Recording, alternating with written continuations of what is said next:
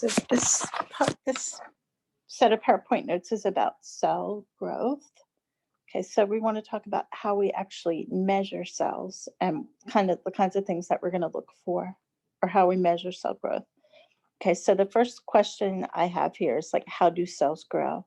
So it's important to realize, right, that they can get bigger in size, so size can increase, or number can increase. So they could go through cell division and we can end up with more of them, or they can physically get bigger. Okay, so we're going to try to control the environment that the cells are growing in order to get the product that we want. So the ways that we can control the environment is we can control the physical space, we can control the chemicals that we're giving to them, and we can control the food that we're giving them. So cells are going to use media, and we'll talk about different kinds of media. We talk about that in microbiology too. Different kinds of media to have them grow, and depending on whether we like starve them, they'll produce one kind of product, or if they have everything they need, they'll produce a different kind of product. So we can control what they're doing. Okay, microbial mass is going to increase in time to a limit, right? So it's going to increase until they either run out of space or they run out of nutrients. Okay, so there is this thing called the net specific growth rate. So basically what that is, it's the gross specific growth rate minus how many cells that you lose because they die. So there's all sorts of things that people use to monitor growth, but so think about it. If you're trying to make a product and it's coming from cells, you have to make sure you have the right number of cells in order to make money, right? In order to get enough product out. So the growth of the cells and the characteristics about the cells during the growth stages are what's going to determine when you move forward. Okay, so batch culture is the idea that you may say this is a test tube and it's got media in it, and you inoculate it with some bacteria and you let it grow, and then you harvest it. So this is the most common type of cell culture. So you get it started, it only gets media one time, and then you harvest it. Okay, so this is the most common type used in microbiology. Okay, now in batch culture, there are 4 phases to growth. And we talked about this in microbiology, but so here's the idea. So the first phase is called lag phase. So in lag phase, what's happening is you've just put the organisms into their environment and they're getting accustomed to it. So they're just kind of hanging out, they're adapting to what's going on. Okay, then log phase is when they start dividing. Okay, so they call it exponential phase or logarithmic growth. So what happens is the cells, this is cell number, right? So number of cells is what's on the y-axis. So cell density increases exponentially with time. So things that are going to limit the growth is whether you have nutrients available. So if you run out of food, you're not going to be able to divide, or if wastes build up. So certain wastes are toxic and it's going to kill the cells. Okay, then stationary phase is a plateau. Okay, so it's a flat phase where cell growth rate equals the cell death rate. Okay, and then death is when the cells start to die. So they've run out of nutrients, they've run out of space, wastes are building up, and cells they're more dying than are being formed. Okay, so these are the 4 phases of cell growth. Okay, now, whenever we go to start a project, okay, we have to have cells from somewhere. So the process of storing the cells is called cell banking. So we can freeze the cells at usually about minus 80 degrees Celsius, and it keeps them in stasis. They just kind of are, nothing happens to them. Okay, so they're going to last as long as the temperature is maintained. They will last a really, really long time. They'll, I don't know if you could say indefinitely, but they're going to last a really long time and they'll still be viable. Okay, so when you say viable, it means that they can still, you can put them in media and they're going to grow and they're going to be, everything's going to be normal. The DNA is going to be okay. Everything's going to be fine. Okay, so cell banks are the stores that we have. They store cells at various, what they call is a passage number. So when you transfer cultures, every time you transfer them, that is considered a passage. So this might be P1, and then you grow them up and you transfer them again, and this is P2. Okay, so you have to monitor and record what passage you're going through, right? Because you want to be able to document everything that you're doing. Okay, every time you passage something, you're going to monitor it and you're going to make sure that there's no genetic change, that it is like P3 is genetically identical to P1. Okay, you want them to be the same. So usually what happens is they'll have a stock that they're going to use, and they're going to start the stock, and they're usually in little 1 milliliter tubes, and there's usually 1 million cells per milliliter is the concentration. And it's in a little tiny tube, and so they'll have a ton of them, not a ton, probably not a ton, right?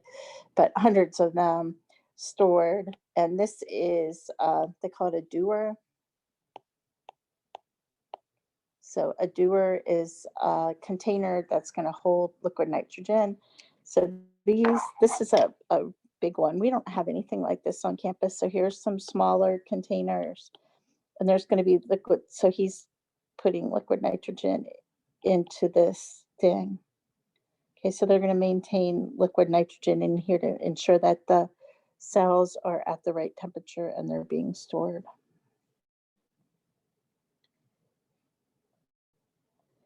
Okay, now here's more information, what I just tried to tell you. Okay, so cells are stored in the vapor phase of liquid nitrogen.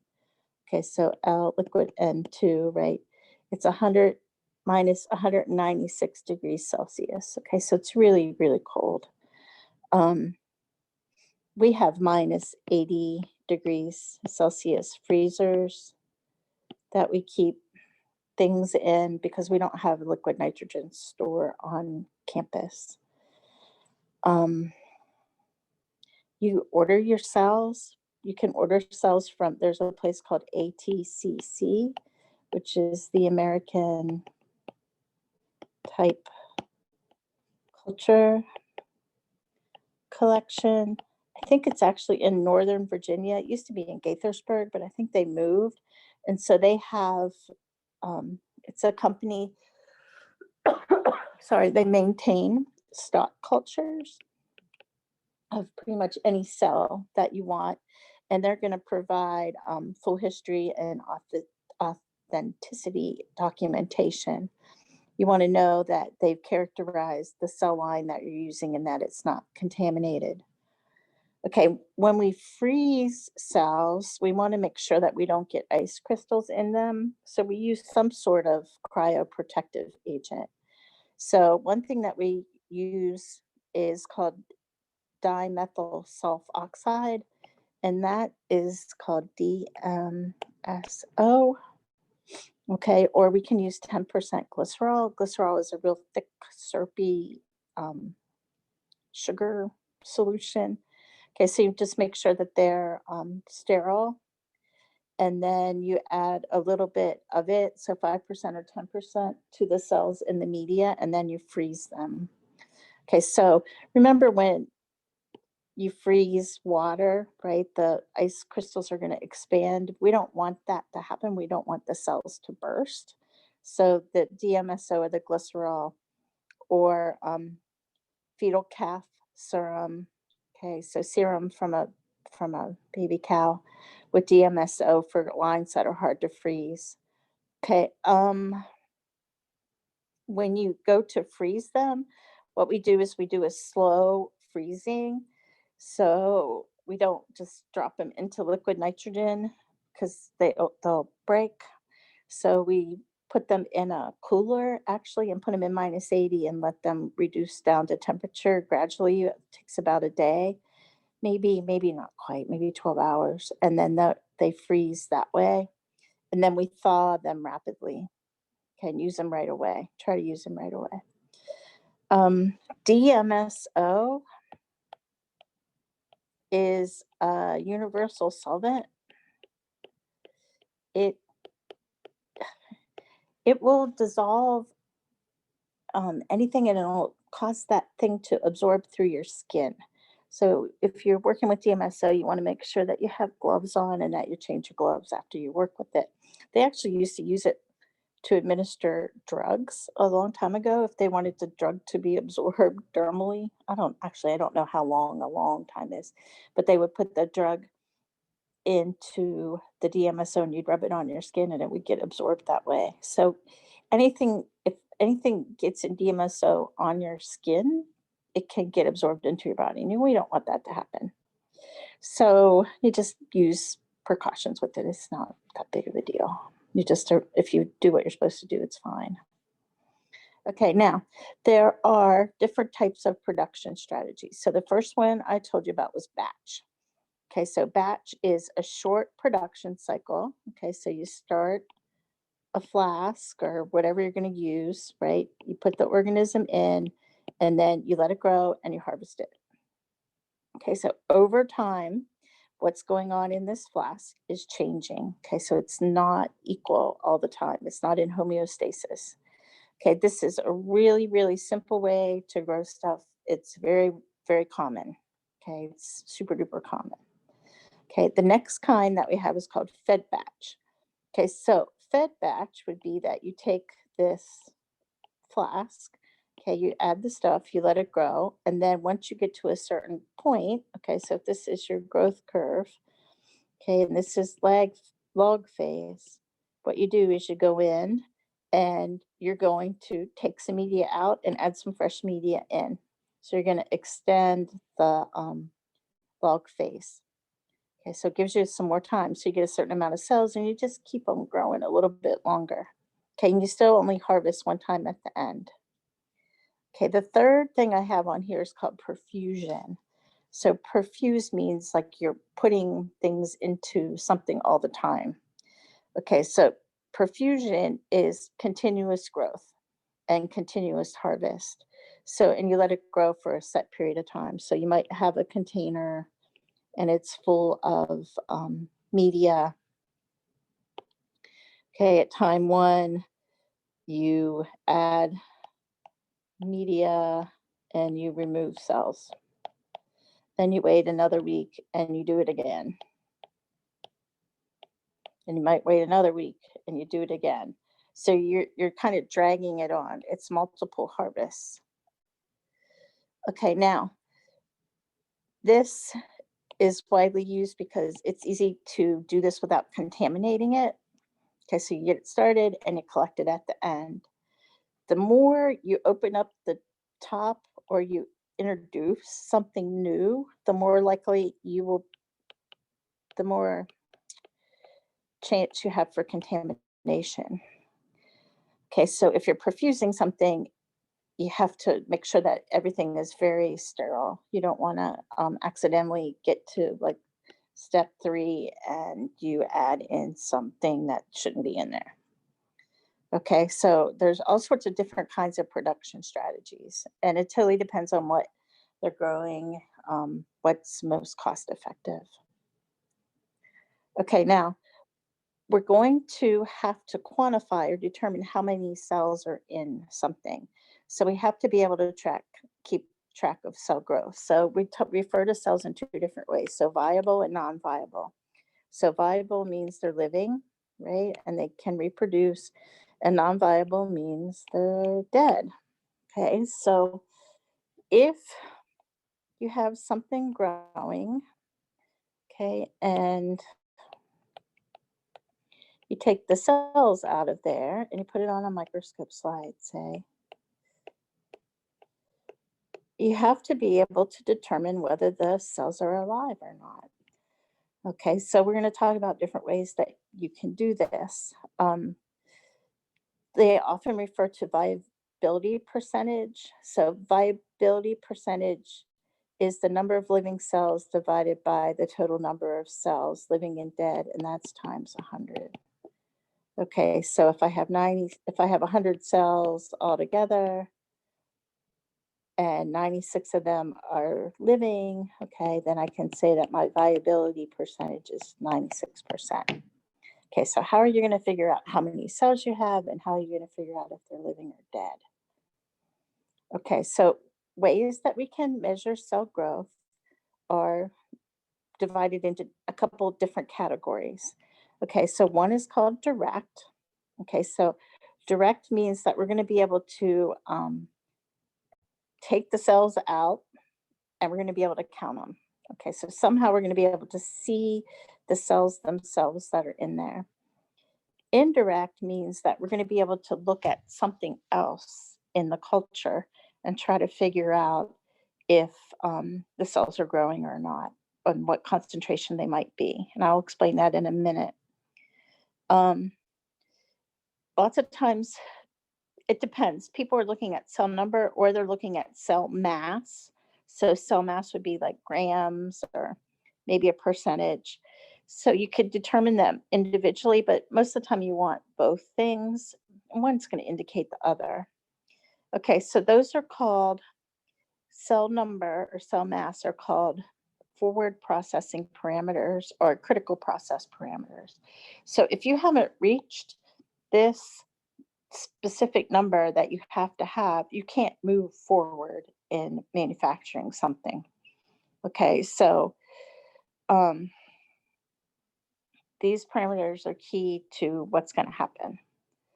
Okay, now the way that we can measure these two kinds of growth, okay, or two ways to measure growth is we can do it in line, so within the system that we have set up, or we can do it offline where we're going to take it out of the container and look at it.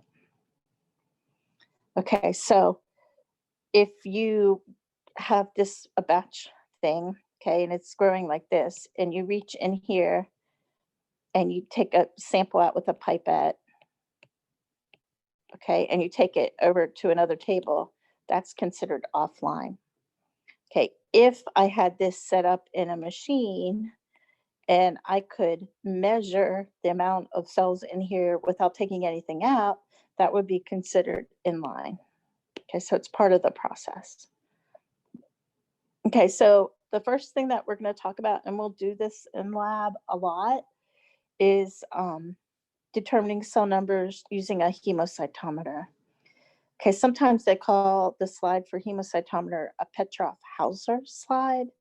Okay, but hemocytometer makes sense. And if you look at the word, right, hemo or heme is blood, and cyto is cell, and meter is for counting. So it was developed to count blood cells. Okay, so it's this special little cell. It's a microscope slide. I'll show you. You guys will be doing it a whole bunch of times. Okay, it's, I don't know, it's thicker than a normal microscope slide. And on it, it has a calibrated grid. Okay, and so there's in the middle of the slide, there's this. Okay, and it's kind of like it's etched in there. Okay, so the grid is etched in there. When you put it under the microscope, you can see the grid. Okay, so what we're going to do, these are calibrated. The slide has a specific cover slip on it, and it only holds a certain amount of liquid. So what you can do is you can count the number of cells in here, and because you know the volume that can be in this space, you can actually figure out the number of cells that you have. We're going to do it. Okay, so it's fun. It's something that I always think, oh, it's easy. It'll only take 5 minutes, but it ends up taking way more than 5 minutes to show you how to do it. We can use stain. It's called Trypan Blue, and it will allow us to distinguish between living and dead cells in eukaryotic cells, so animal cells. Okay, it's good for cells that aren't clumped together. If they're all clumped together, it's hard to count. Okay, so this is one way to do it. This is maybe considered old school, but most everybody still uses it. It's a way to do it.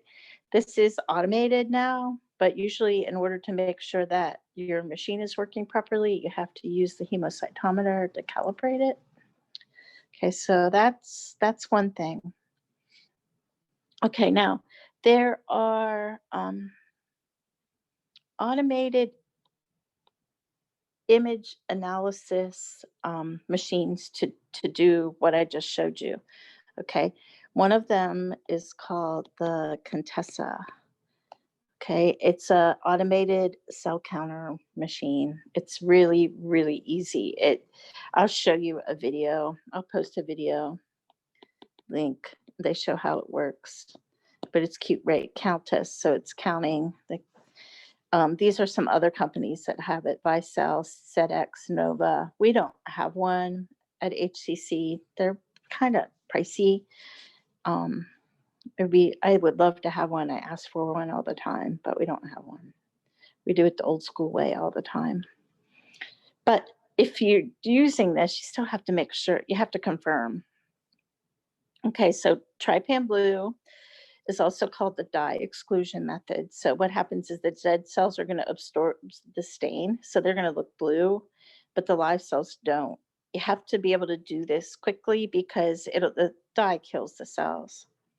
Okay, another way to stain cells to determine whether they're living or not is just to use crystal violet.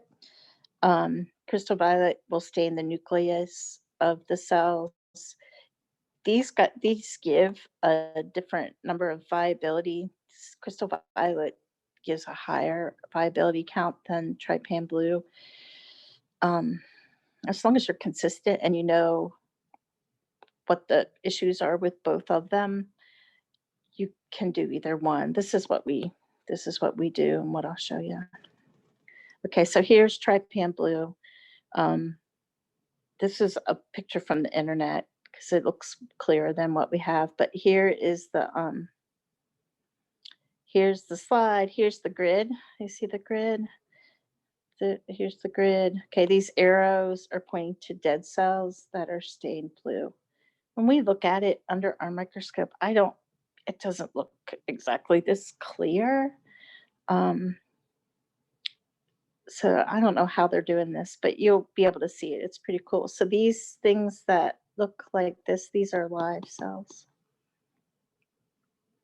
And what you do is you just go through and you count them, and we'll practice. I'll make sure you know how to do it.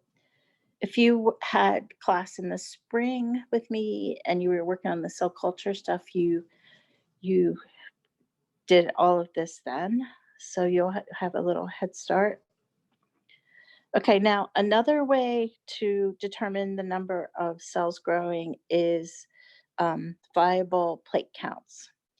Okay, so these are serial dilutions. I teach this in microbiology. I introduce it there, but we never do it in microbiology, but we do it in this class. Okay, so we'll do this. I'll go through it, make sure you understand how to do it. So what you're going to do is you take where your organism is growing, okay, and you're going to do serial dilutions. So a serial dilution is basically a 1 to 10 dilution in repetition, right? So you go from one to the next, to next, to next, to next. Okay, so you take a milliliter out of here and you put it in 9 milliliters in here, or whatever variable. I mean, the numbers don't have to be exact. Okay, and that'll give you a 1 to 10 dilution or a 10 to the negative 1.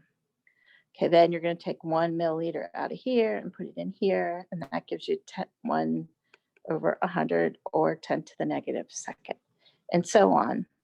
Okay, then what we're going to do is we're going to take a sample out of here, out of these, and they'll each go on their own plate.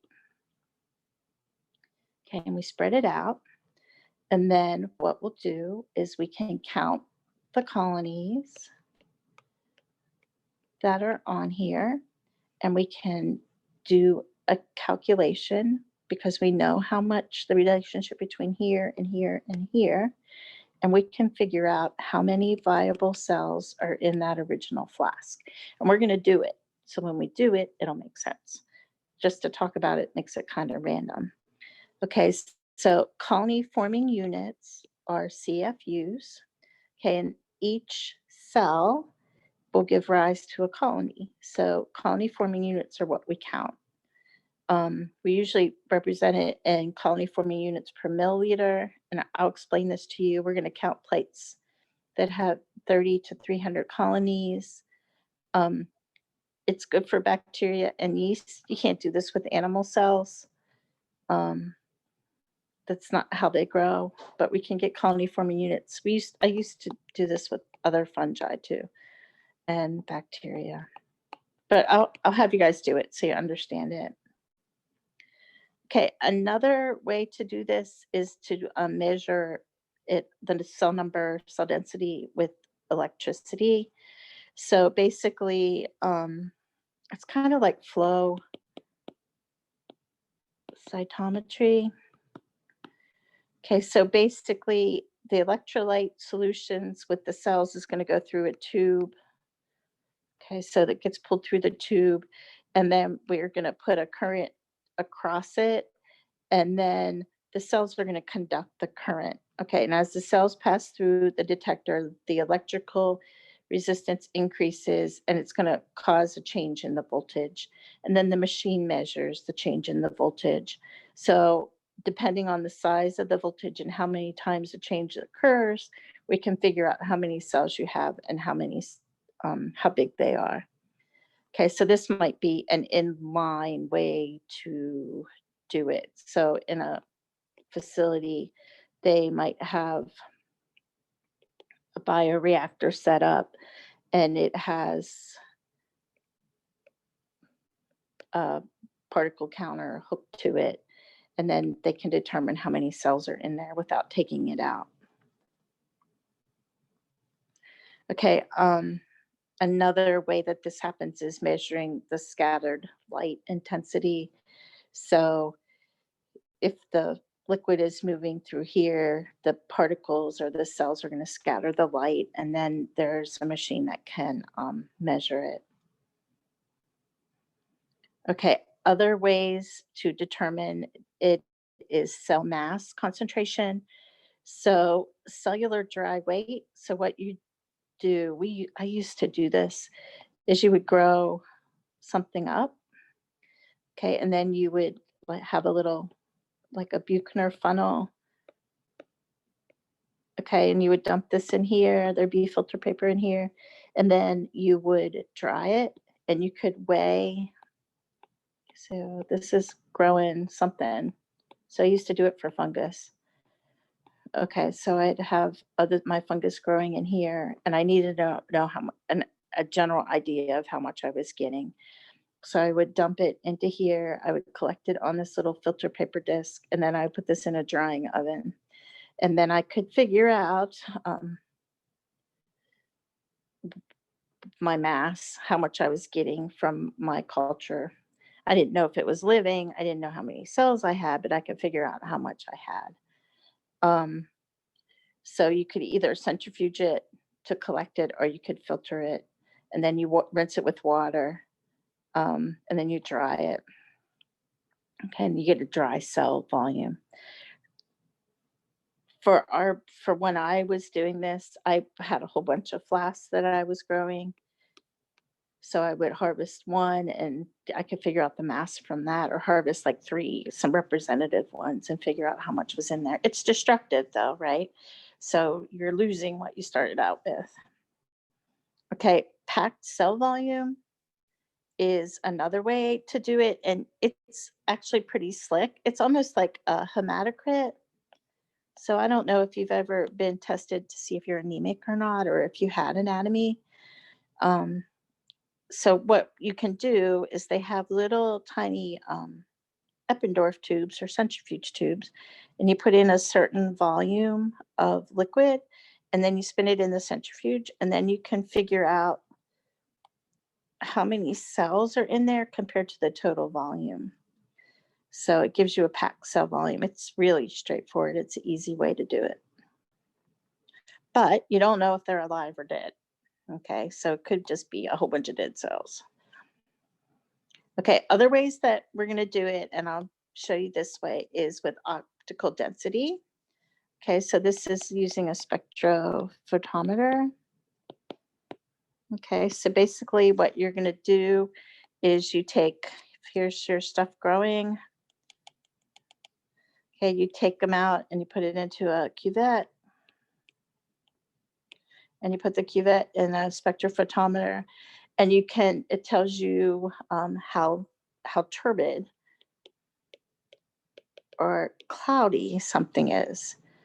Okay, so it's absorption of light by cells suspended in culture media. So it's really cheap, it's really fast. Okay, you have to use the right blank. So you have to use the media that you're growing it in. And there's like a little number this that you, so you get a number from 0 to 1, and those are absorbance units. And then there's a magic number that you can multiply it by to determine cells. And we'll do this too. Okay, we'll do a bunch of these. Indirect methods are methods that you can use when you can't directly count the cells. So example would be fungi, or you don't want to open something up and you don't want to contaminate it. So basically with indirect methods, what they do is they're going to look for whether the media, or there's a substrate in the media that they can measure, and they can see whether the organisms are using if the amount of food is going down. Okay, so they're doing it indirectly. So instead of measuring the number of organisms they have, they're measuring whether the food is going away. The big one that they use lots of times is they look at glucose concentration. So they know there's a certain amount of glucose in there, and then you can measure how much glucose is being used, and that directly correlates to how many cells are in there. It's pretty straightforward in a roundabout way. Okay, another indirect thing is they can look at product concentrations. So they might start sampling, and they might start trying to determine how much, like they know how much of something they're supposed to get. So they start looking to see if it's making it. So they might look for carbon dioxide, if it's aerobic growth, or if it's anaerobic growth, they might start looking to see if the pH is changing. Okay, is the pH going down as fast as we expected it to go? Is alcohol building up? Okay, so they'll look at pH. Another thing with fungi make a lot of sugars, so polysaccharides, and things can get really kind of viscous and like syrupy. So you can kind of look at it and you can say, oh, look, it's getting thicker. So they're growing. I know this is not, I don't necessarily trust these, but the pH one is pretty good. Carbon dioxide is good. These are related. Okay, but this one is kind of vague. Okay, so why do we care? Okay, so we need to know how many cells we have. Okay, and we need to know what stage of growth they're in. So we want to be able to look at that graph. Okay, so in batch culture, certain things are produced at certain times. Okay, so things that are considered primary metabolites are related to growth. Okay, so when things are going through log phase. These are like things they call them ubiquitous. I don't know that I spelled that right. Ubiquitous products. So these are things that the bacteria or the organism has to have to survive. So if they're rapidly dividing, they're going to be making primary metabolites. So it's just things they need to function. Okay, secondary metabolites are often what we're trying to get when we're doing biomanufacturing. So it might be something that's produced when the organism is stressed. Okay, and they are usually produced up in here. Okay, endogenous metabolism is sometimes occurs, okay, when we get to this flat phase and organisms are dying. What will happen is that the other cells in there will start to eat them. Okay, so I have written it down. During the stationary phase, when the cell catabolizes cellular reserves for new building blocks and for energy producing monomers. So basically what we have is we have cannibalism. Okay, so when the other cells around them die, okay, the cells that are living are going to use the dying cells' particles or nutrients to survive. Okay, and that's called endogenous metabolism. Okay, in stationary phase, what's going to happen probably is the cell mass is staying the same, but the living number of cells is going down.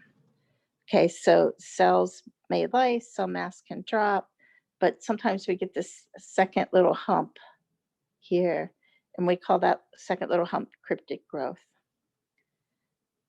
Okay, they might be producing secondary metabolites, but they may not be in a position to divide. Okay, so sometimes we want them to be there. Okay, so they classify products in separate, 3 different categories, and these are kind of logical. So growth associated, okay, so when they're growing, okay, so it's a constitutive enzyme, something that the cell has to make in order to do normal things like maybe cellular respiration. Okay, non-growth. Okay, this is when things are going to start making stuff like antibiotics. So they're making secondary metabolites, and mixed is kind of broad, right? It could be anything. Okay, now when cells are growing, okay, we're going to look. So this is supposed to be a bioreactor. Okay, so this is a vessel. Okay, it could be glass, it could be plastic, it could be stainless steel. Okay, it's got something to stir. Okay, and then it's got ways to regulate what's going in and out. Okay, so when we're growing cells, there are lots of things that we're going to have to take into consideration. Okay, so lots of variables. Okay, so just kind of, this is just a generic slide. Okay, so we want to make sure that we're aware of the temperature. We want to have the right pH. Okay, we want a right pressure. We don't want the pressure to build up. We need nutrients. Needs to spin at a certain rate. And when it spins, that's going to help control how much oxygen is in there, how much airflow, and then all the different reactions that are going into this. Okay, so it's all related. Okay, so I lost my symbols here. So temperature. As temperature increases towards optimal growth temperature, the growth rate doubles for every 10 degrees Celsius. Okay, so every time you increase the temperature as you're going up, every 10 degrees until you get to optimal temperature, you're going to double. Okay, so if you exceed the optimal temperature, you could denature the proteins. Okay, so proteins don't start the proteins don't fold right. Okay, so temperature also affects product formation. Okay, so if it's a protein and the temperature is too high, we can break it down and it won't grow right. Okay, so you have to keep in mind that the optimum temperature for growth is sometimes not the optimum temperature to make the product. So one of the things we'll work with is green fluorescent protein, and we grow it in E. coli. Okay, E. coli's optimal growth is 37 degrees Celsius, but green fluorescent protein folds better and looks greener if we grow it at 32 degrees Celsius. Okay, so they're different. Okay, pH, it's the same kind of thing. So the acceptable range varies. It's going to affect how the proteins work. Okay, so and then all of it's related, right? If the pH is too low, you're going to have to add base. If the pH is too high, you're going to have to add acid. Most of the time, things become too acidic. So we have to get it back to a neutral value. Okay, pH is considered a critical process parameter. Okay, we will talk about this when we do lab. Okay, but lots of times the media that we use has a buffering system in it. Okay, so when we do animal cell culture, okay, the media that we use, it looks kind of red or pink. Okay, and if it becomes too acidic, it turns yellow. Okay, it has a buffer in it that's called bicarbonate, and we're putting carbon dioxide into the air in the incubator.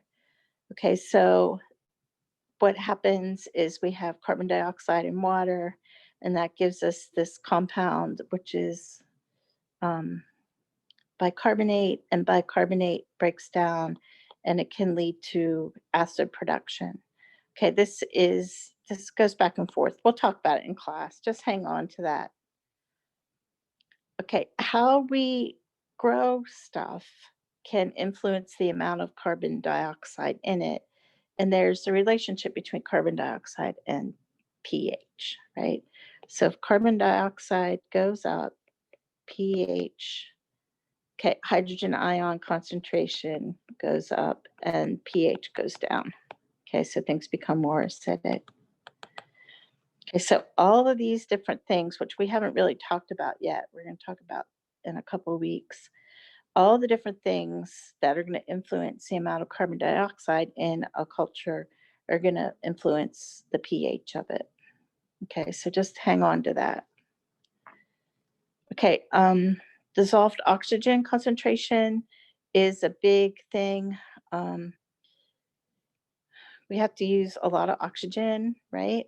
You have to have it for cellular respiration. Oxygen doesn't dissolve well in water, and all the different things that you can put into media can alter whether you can actually get oxygen into the media. If the temperature goes up, we lose oxygen. Okay, the way that we introduce oxygen is we usually just like pump it into the system, and I'll show you how we do that. Heat is another problem that we come up with that we have. So if you think about anytime we have a chemical reaction, a byproduct that's released is heat. Okay, so if we have some sort of vessel and there's a whole bunch of cells on it and we're trying to keep them really metabolically active, okay, we're going to produce a lot of heat. Okay, so 40 to 50% of energy stored in a carbon source, I don't know what I was writing here, is converted to heat. Okay, so it's hot is what I'm trying to get you to see. Okay, so it's important that we can keep things set at a right temperature. And we'll go over that. Okay, there's other things that we have to consider. Okay, so sometimes toxins build up. There's just a whole bunch of variables that the more you get into it, the more you find out about it. If you're growing a fungus that's not yeast, that's kind of is filamentous, and when they grow in culture, instead of just forming a whole bunch of like a cloudy solution, they form these balls, and they call them pellets. Okay, and we'll talk about all that.